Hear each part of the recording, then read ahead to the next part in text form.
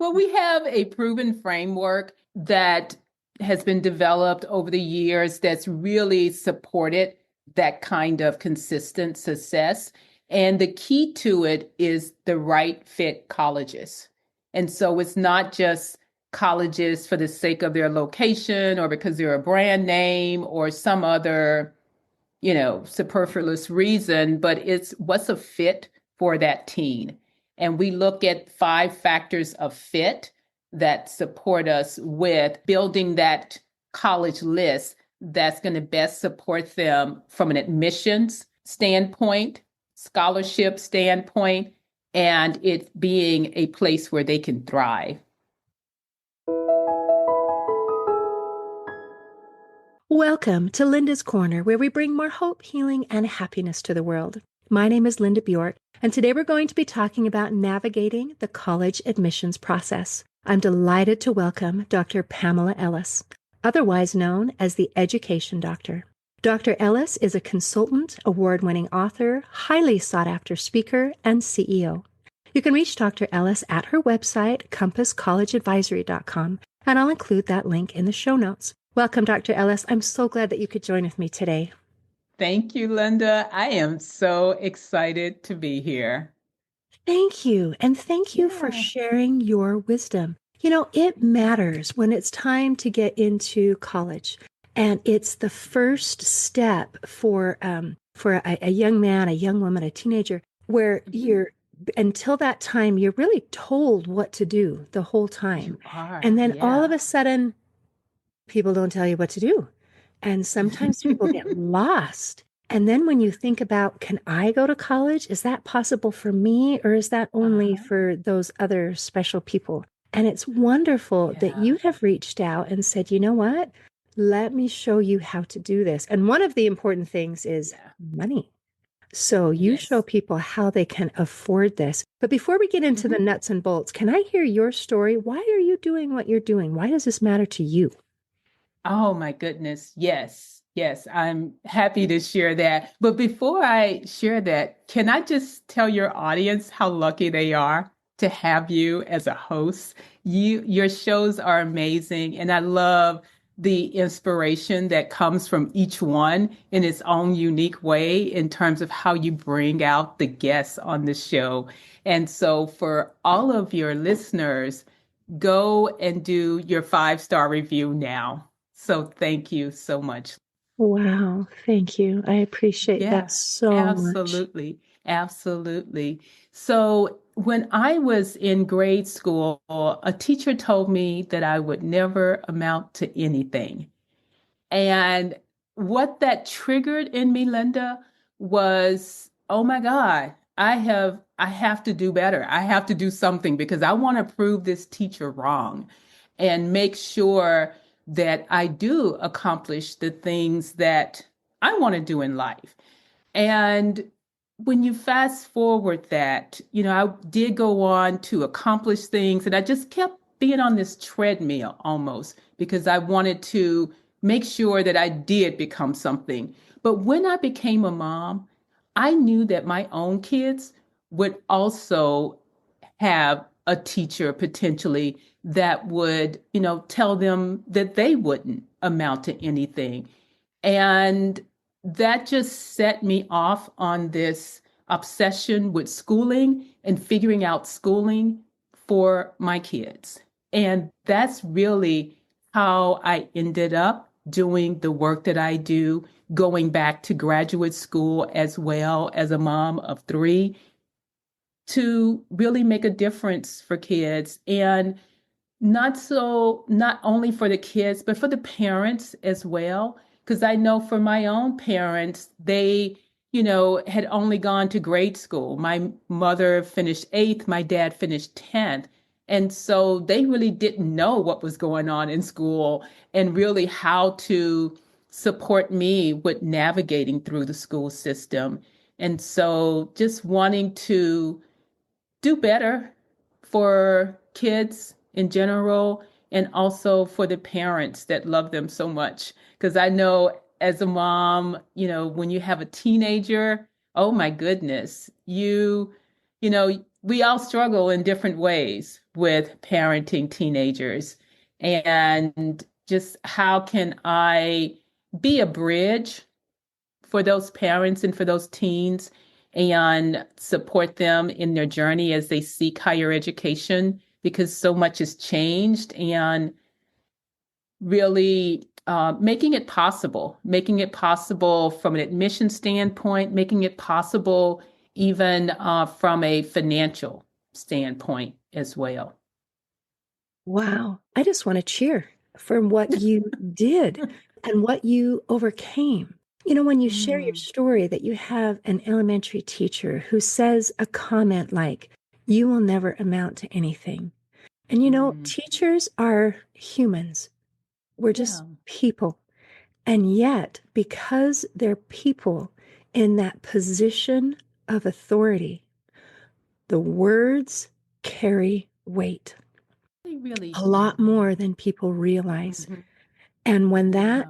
that message was sent to you, there are so many Hmm. people who would accept that message and then become that message and make it Right. a self-fulfilling prophecy.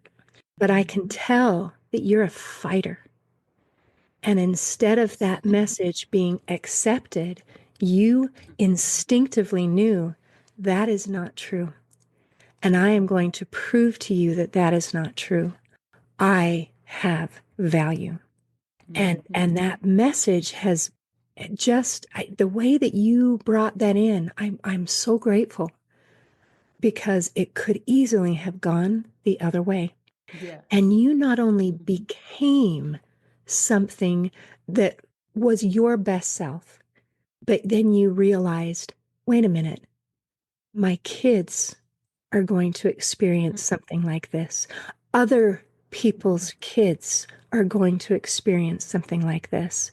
And you mentioned that you're a bridge, but I also think that you are an antidote almost for some of Hmm. the the toxic things that people can Yeah. say.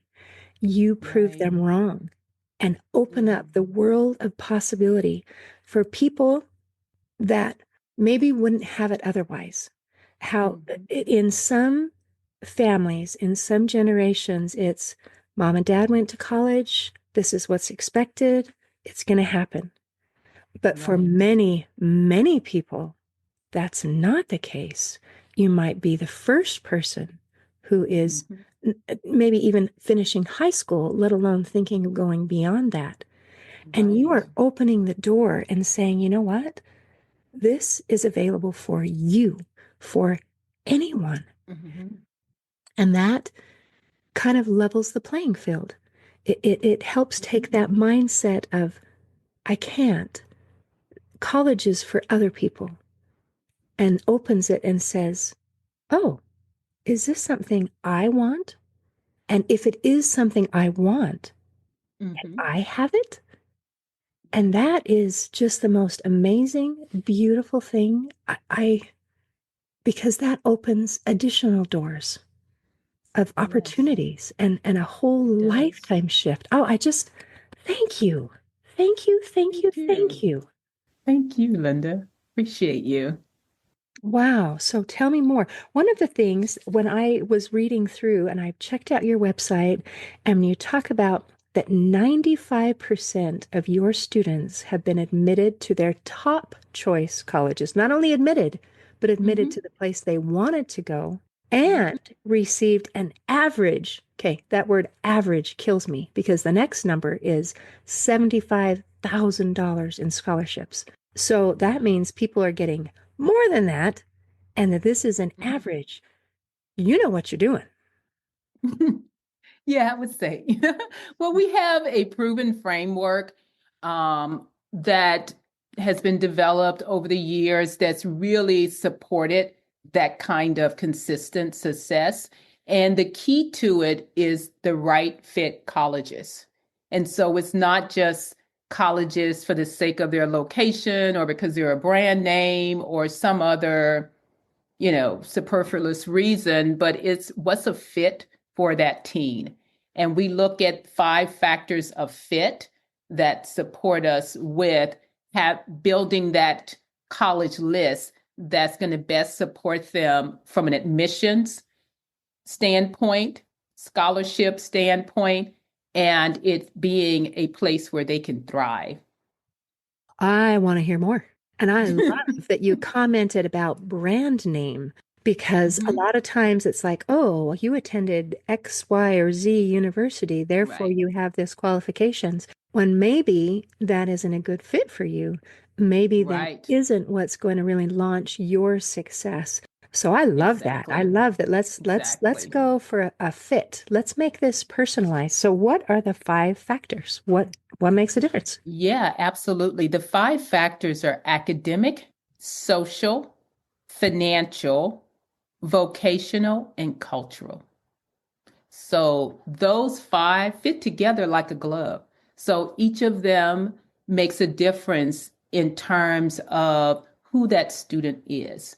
And so academically, what they're interested in studying and how they learn best. Socially is around how they make friends, what activities they enjoy. Financial, what is it that's going to make college affordable for that student and their family?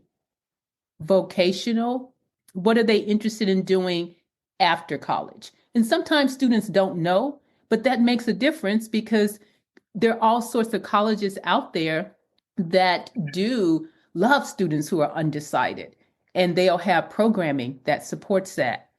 And then cultural fit is really around how might that student be different than the majority of students on that campus or in the department where they're studying.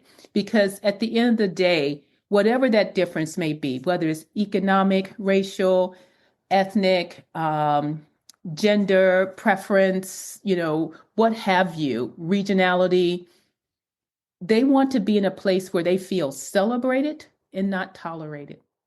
Ooh, I love that. Celebrated, not tolerated. Mhm. Love that. That is just so beautiful because you're putting together this comprehensive package so that it's not just I'm looking forward in the future to how can I make money, but this is how can I be happy? How can I Yeah. thrive? I, How I can I don't thrive? Yeah. it's beautiful. It's setting up for success in so many ways.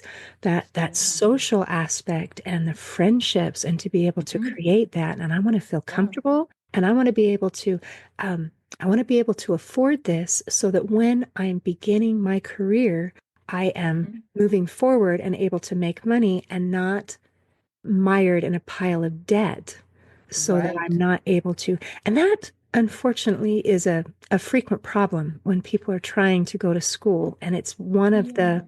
the biggest factors, I think, of deterrence.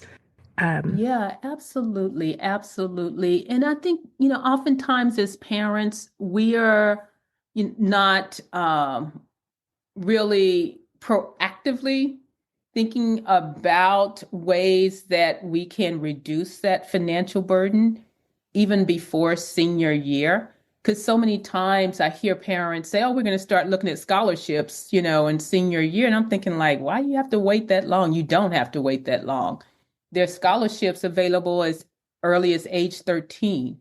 There are things that your teen can do in the way of enhancing their transcript and really, nurturing teacher relationships that supports them with getting strong teacher recommendations. And all of those things play a role. And it's not waiting until senior year. Because to me, that's like kicking the can down the road and procrastinating. But things that you can do to support your team with being positioned to be a competitive candidate so that you're not overpaying. Because oftentimes I feel like families overpay because they're procrastinating and they're waiting so late in the process to really prepare for college, whether it's from their student being prepared academically to thinking about what are some of the things that we could do to reduce this through scholarships, through ways that our student is enhancing their own portfolio to be positioned to get scholarships, something like reading for pleasure. can support them with getting more scholarship money because that helps them with their writing and simple things like that that we often just don't think about. Okay, that is so amazing. Um, Usually at age 13, I'm not thinking about scholarships yet. What kinds of things are available at that early age? Oh, there are all kinds of scholarships. Like some of them are community service oriented, or maybe it's doing a 30-second video on why you shouldn't text and drive. There's like uh, organizations, these different websites that have these databases of all kinds of scholarships that are available. And that's a way, I mean, many of them start around eighth grade, around age 13 to qualify to apply to them. Some of them do have a short essay that you write. Like one of them that's out right now, that's been around for a while, is what do you dream about? What do you dream about? And I think it's like a short 250 word essay. That's amazing. So is this in your book? I mean, I'm thinking what you're going through school, and usually you go to there's a counselor, an advisor.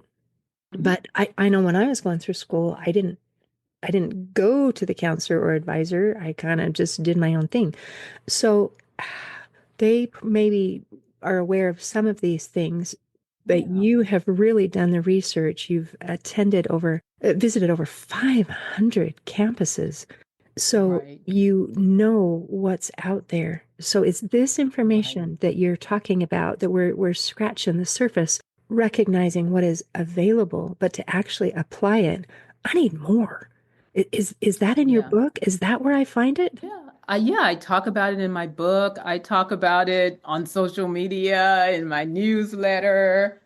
But yeah, So it sounds like the first thing we need to do as soon as this child blows out the candles on the 13th birthday is like go check out Dr. Pamela Ellis's everything and find out what's available so that when it's yeah, actually time to begin the applying for colleges, I right. am so ready. My portfolio Yeah. looks amazing and I'm going to get in Hmm. a place I want to go and it's Right. going to be affordable because I have a whole Yeah, bunch of scholarships and everything exactly. is going to go well. So some planning ahead is Hmm. really a big thing. It is. It is. And it's planning ahead throughout high school. And so even thinking about the math classes and what classes your child is going to be taking each year is part of the planning. It shouldn't be a surprise to them that they're thinking about majoring in some STEM field and they're going to need calculus in senior year. So planning for that ahead, and maybe it's something like if they have some math anxiety, getting a tutor, ninth, 10th grade to help with some of the math concepts. So just kind of thinking about it holistically as all of high school, as opposed to only thinking about ninth grade and then thinking about 10th grade. Okay. So I need a bigger picture. I'm not Yeah. just jumping through the hoops. And when I have some choices, because it seems Hmm. like in ninth grade, when you're getting just that beginning of that high school transcript, they kind of tell you what to take. It's like you're taking this, this, this, this, this, Yeah. this. And then as you get closer and closer to that senior year, there's more flexibility where we can meet our Yeah. minimum graduation requirements, or we can take Hmm. some things that are additional to that. And so Right. making that whole picture of what is going to benefit me. And I love that you brought up math anxiety. That one Hmm. unfortunately is a sticky spot for a lot of people where it's like, ah, I don't want It to do is. that. Yeah. But it's possible. It can be done, and Yeah, absolutely. it can be successful and a positive experience. It sure can be. And I mean, we see it as an organization on the math side and writing.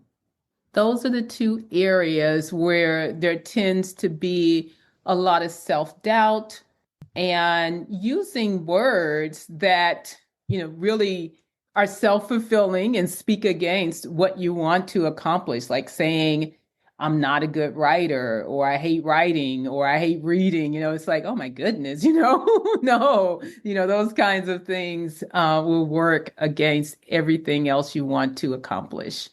And same with math, saying I don't know numbers or I can't do this. It's like, no, let's figure out how we can do this and what efforts you can make to understand the basic concepts and really be able to use it and apply it. I think that's sometimes where students may feel like it's easier is if they can think about ways that it's applied and it's not something that's going to be useless for them. Right, because that matters. If I feel like it doesn't make any difference. Right. And I love that you brought up the mindset. And in Mm-hmm. my mind, I'm jumping back to your story where Mm-hmm. you had a teacher who said, you will never amount to anything. But Mm-hmm. inside your choice was, I can, I Mm-hmm. will. And as you're talking about how easy it is to get into that mindset where we're saying or thinking, I Mm-hmm. can't write, Right. I can't do math. And Mm-hmm. when we get into so that I'm saying that, and this is my Mm-hmm. story, we Right. create that self-fulfilling prophecy where Right. that's very, very damaging. Because Mm-hmm. if a teacher, then let's reverse and say, I've got a good Yeah. teacher who's saying, you can do this, but my story is still, no, I can't. No, I can't. Yes. I'm Mm-hmm. I'm going to win because Right. my story is going to win. Just like Mm-hmm. your story won in such a positive manner. Yes, absolutely. Now, one thing I want to touch on, Linda, is also thinking about our mindset as parents. That is so critical as well. And oftentimes, when I am coaching parents, it's getting them to think about what they're saying to their child. Like if they're saying their kid is a terrible test taker, you know what that's going to mean. And we may say things, just under our breath in some sense, but our kids know and they will pick up on things. And so, even, with the college conversation, oftentimes that can be a challenging conversation to have because maybe our kids are giving us the silent treatment, not really talking and coming forth around what their interests are around college. As parents, we may be putting pressure on them in terms of the way we talk about college. And once we're doing that, and especially if we start doing it for them, like we're doing more research on the colleges than their kid is, then that's a problem because we've taken the ownership from them. And I think that can breed some tension. And so just thinking about our mindset, like what is our why for college? I mean, I ask kids that all the time, and I ask the parents, what is their why? Because their why for their child may be totally different. And getting on the same page about that can really alleviate some of the stress and tension that comes in those teen years when their child is going through the college process. Wow, I'm so glad you brought that up. And that is something that wasn't thinking of as we've been having this conversation. And now I'm realizing this is key, this is core. Because as a parent, and we're talking also about starting early, Mm-hmm. which will probably mostly be on the parents' end, but it Yeah, needs to transition so that it is on the child's end, on the student's end by the time we're at the end. And right. how do you make that transition as a parent to give more and more of that power and that Yeah. autonomy to the student when, as you mentioned, this is happening during our teenage years, which are Hmm. um, it can be challenging in our Yeah. relationship. Yes, absolutely. I think it starts with some small things where your child does have some ownership, and maybe it's giving them opportunities to be independent and to learn how to self-advocate. And so, even as early as the middle school years, if your child is having an issue in the classroom, perhaps sharing with them some tools or the words to use and having them reach out to the teacher or reach out to that person as opposed to us stepping in ourselves. Another opportunity, and now this time of year is a great time to bring this up, is having our child do an overnight experience. And that could be, eighth grade, ninth grade, doing an away program just so that they learn how to make friends, learn how to interact away from home. They're in a safe environment and start to learn some of those skills of independence and self advocacy in a really safe environment. And allowing that at an earlier age, like eighth or ninth grade, as opposed to waiting till, junior year, going into their senior year before they have that. Were you thinking like within a school setting, like I'm on the basketball team and we're going over here to do some, what are we No, I'm thinking of thinking with this an something overnight totally experience? independent. So there are programs, for example, that are for, rising ninth graders. And they're programs that, focus on social interpersonal skills. Perhaps it's an equestrian week, or it's doing a computer science camp. Whatever they're interested in, there are all kinds of different summer program opportunities like this, and it Okay. could be 5 days, 7 days, but something where they actually are away from home. Wow. Okay. So we have to practice on this week long or 5 days or whatever to see how to people. And if Yeah, I don't have mom and dad next to me, I have to advocate for myself yeah, because I'm the only one that's there. exactly. And I will make a new friend. I know some kids, that's the biggest fear is, will I like the other kids or my roommate? Because they'll usually have a roommate, and have that opportunity to explore. And it could be in an area of interest for them that, allows them the chance to say, hey, this is something I want to try out. And it's, low risk in a sense. It's taking a chance on meeting a new friend and talking with people you've never met before and just testing it out then. Because that's a lot of what college will be like. That's so important to include that aspect. We've Mhm. talked about academics and preparing our portfolio, working on our math and working on our writing, but also we need to learn how to interact with other people in a Yeah, way that's going to be joyful, that we know how exactly. to do that. Wow, Hmm. that's beautiful. That brings it back again to we're talking about the whole person, The whole not just person. academic success, but Hmm. personal success. Absolutely. I love that. That's just Hmm. amazing. Oh, this has been Yeah. enlightening. Thank you. And thank you for what you do and for Thank what you you. have become. You having the courage as a little girl to say, I'm going to choose my path. Hmm. I'm going to choose this. It's like you have blazed a path for thousands of young men and young women to be able to follow Hmm. and be able to say, hey, me too. I can do this Hmm. too. I'm just so Yeah. grateful. Is there anything else you Yeah. want to make sure that we cover today before we close? No, this has been great. Thank you so much, Linda. And one last thing I'll say is I do have a gift for your listeners and appreciate them for listening to the end.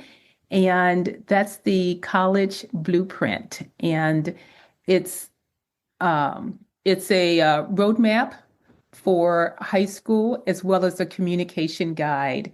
And I would love for them to message me on LinkedIn, Blueprint 25, and I'll send it over to them.